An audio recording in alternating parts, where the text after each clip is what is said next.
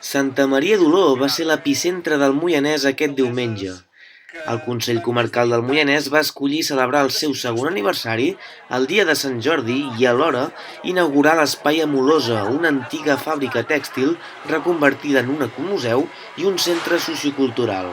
Si a sobre sumem aquesta inauguració d'aquest nou radial, amb que avui és Sant Jordi i que fa un dia esplèndid i que segur que serà un dia de reafirmació nacional, de reafirmació també de comarca, és fantàstic. Per tant, tres grans motius. El segon aniversari del Consell Comarcal del Moianès, la inauguració d'aquest espai magnífic no només per Oló, sinó per tot el Moianès, que és aquest espai Emosa, i després el Sant Jordi, la nostra diada nacional, que ens reafirma amb el que som i amb el que volem ser.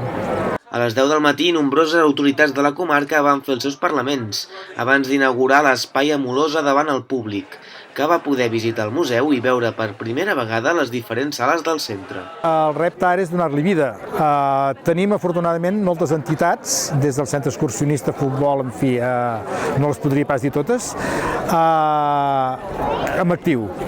I aquestes entitats porten vida. Doncs això és un espai que per oferir-los, per utilitzar, com has pogut veure a la sala Contramestres, perquè els hi hem donat un nom propi que estem molt contents, la sala gran, en diem sala Contramestres, doncs està ben equipada amb un equip de so potent i un equip de vídeo, i allà doncs des de fer reunions de gran format, conferències, projeccions, concerts, jo crec que s'aprofitarà molt. I les altres dues sales, que són més petites, doncs per fer actes més reduïts.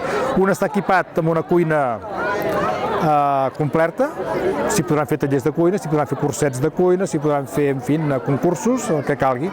El dia va ser radiant i es van fer diverses activitats per distreure la canalla, una xocolatada popular i la presentació dels Senders d'Oló, a càrrec de Salvador Sala.